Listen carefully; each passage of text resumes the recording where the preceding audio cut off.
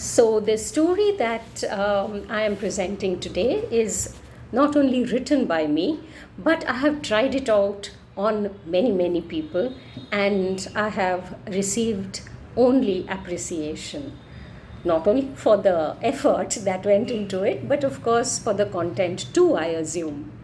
So let's dive deep into it. As they say, the title of the story is All India Supari. And let me please say that it is nearly, I have written it really myself, so I would not like anybody else to claim it. So, All India Supari is the name. The school was a huge building with 5 floors. And let me add, this is a true story.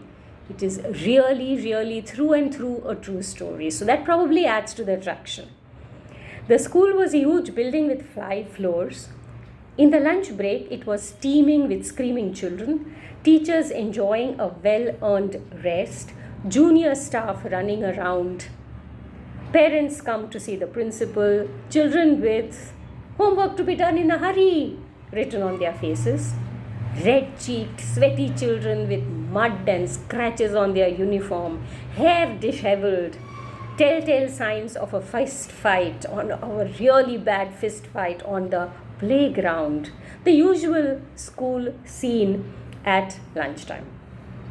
Outside the gates of the school, though they were not allowed to be there, but they did have a whole many vendors selling ice cream, raw mangoes when they were in season, zira goli, which is the small sweet sour balls of cumin, really loved by all school children all over India, I think, and of course sweetened aniseed, saunf, as it is called, or in Marathi. My mother tongue is Marathi.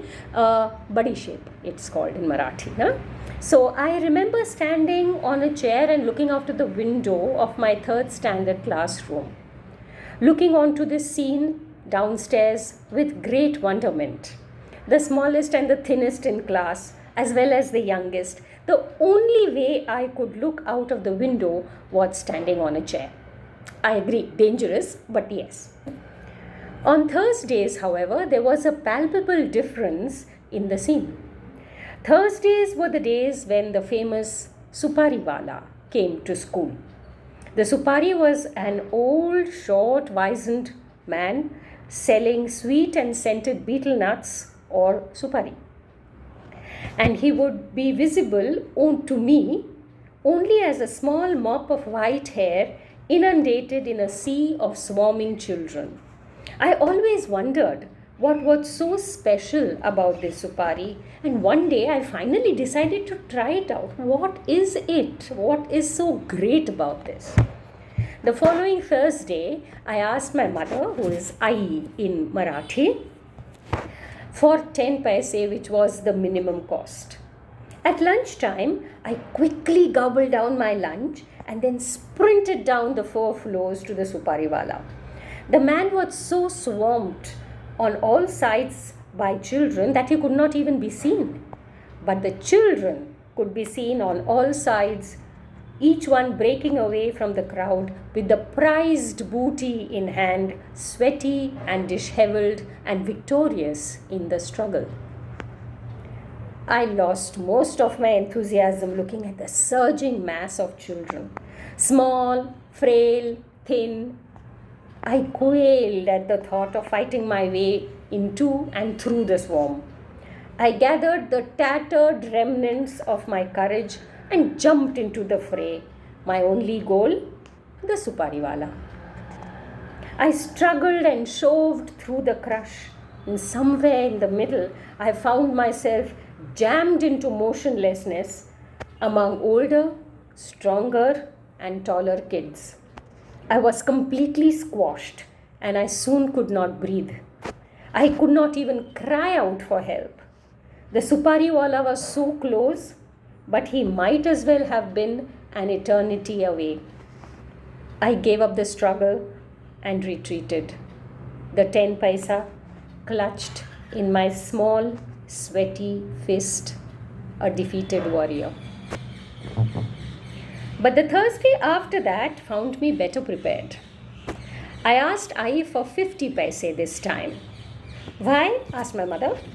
For the All India Supari, I said. Those scented Supari, come on Asha.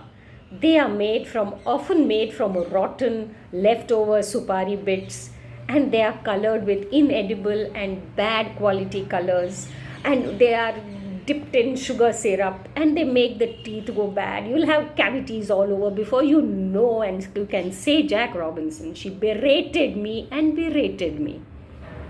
Okay, I will only eat the soup, I promised, just to quieten her. I got the money.